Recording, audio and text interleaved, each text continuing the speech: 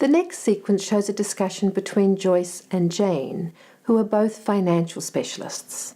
On any collaborative file, there is only one financial specialist who acts as a neutral.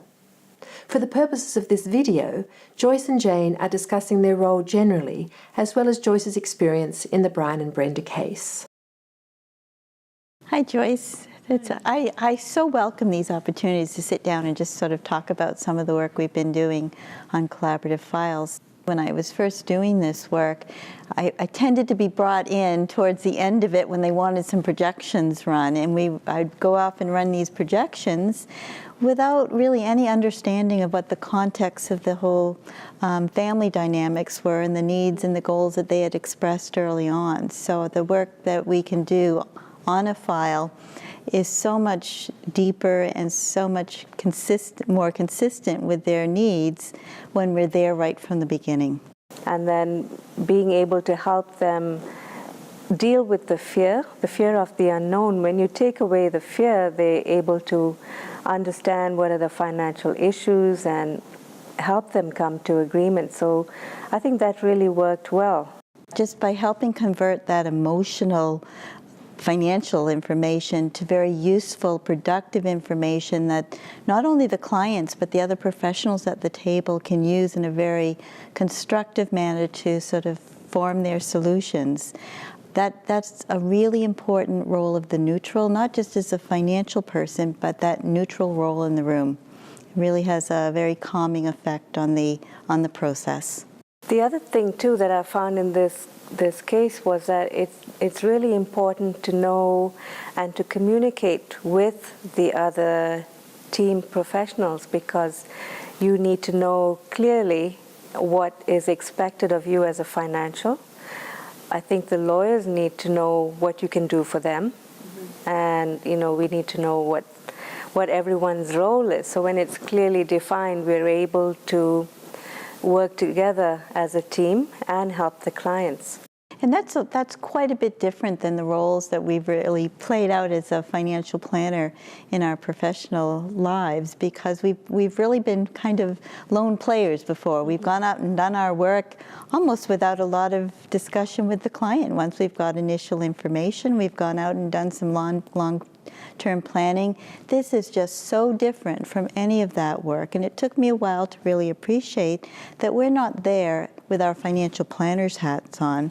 We're there with our years of financial experience, but we're there to help the clients meet those very specific goals and interests that they've expressed as being important in going through this agreement. And talking about, how this role is different from our financial planning role, this role is different because we are not making recommendations. We are just helping them to make their own decisions. So that's a key shift for us, because it's away from that role where we're giving advice. We're providing information and empowering our clients to make good financial choices.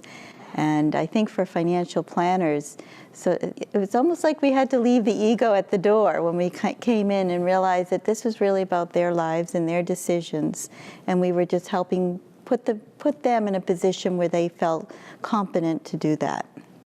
And haven't you found that in this role we've had to work on our skill sets? It's different from, we've had to have new skills to work as a collaborative professional. Don't you agree?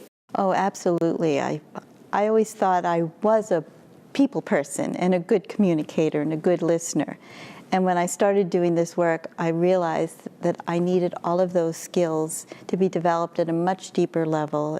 The mediation training, the listening skills, the communication skills, the ability to work with clients that were embroiled in some fairly deep emotions. All of those things were just skills that I needed to be more effective at the negotiating table. Jane, how have you found your role as a neutral in this working out for you? It's a lot more challenging than I thought, because the clients don't want you to be neutral. Your clients are pulling you in one direction or another to sort of support their interests and their positions. So just trying to stay neutral can be a challenge. However, I have found the power of that neutral role can be very humbling.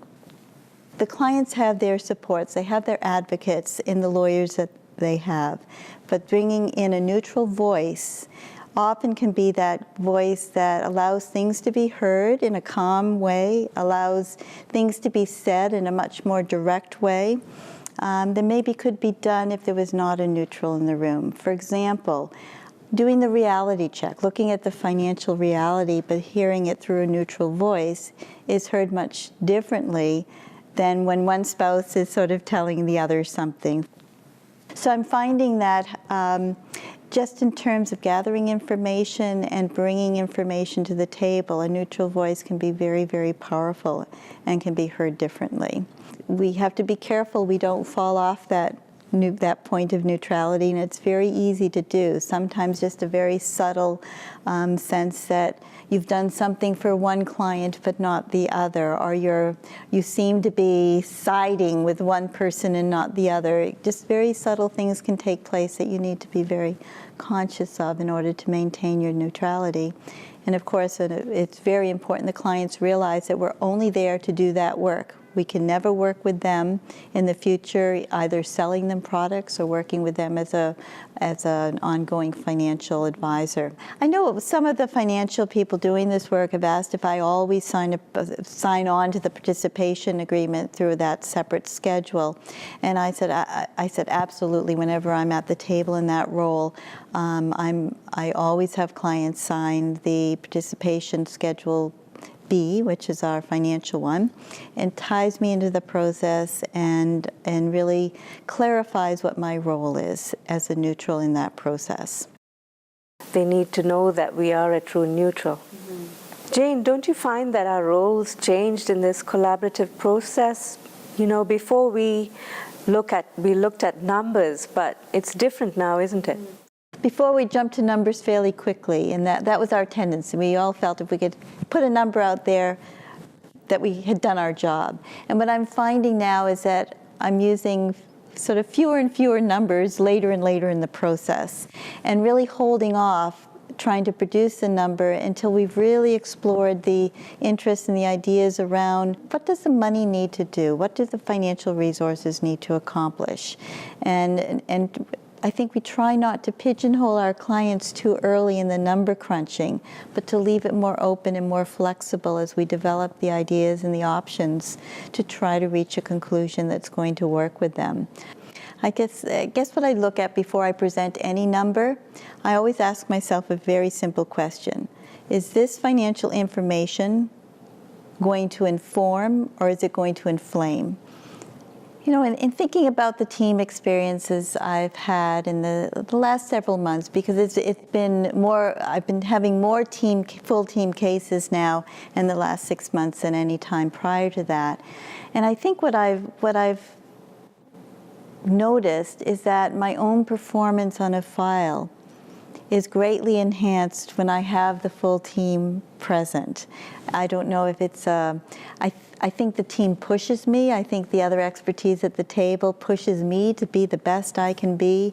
There's support in place that you have the other professionals there to sort of help you through pieces that you're struggling with and giving you ideas to make something better than the product that you've brought to the table initially. I think knowing that we all are sharing this goal to help our clients to the best solution that this family can come up with, and we're all so vested in that goal that, as in any good team, we're all doing our very best to get there. It's quite a bit different than if we're just on the outside doing some piecemeal work, still trying to contribute good product to the end result, but without having the connection to both this family and the goal that we all share. I think it's a matter of full collaboration and not competing with each other. We're all working together to a common goal. This discussion raised the role of the neutral, how it can be very effective and powerful, but not advice-giving. The first question for you to discuss, therefore, is: what is the difference in approach in assisting clients make decisions for themselves as opposed to making recommendations? Other questions from this segment are: The feedback mechanism to report back to the team is very important. Does your practice group have a protocol for this? Joyce and Jane also discussed the participation agreement. How is this document managed in your practice group? Is the participation agreement always signed for a collaborative file? At what point in the process? And do the family and financial specialists in your practice group sign the participation agreement with the clients as well?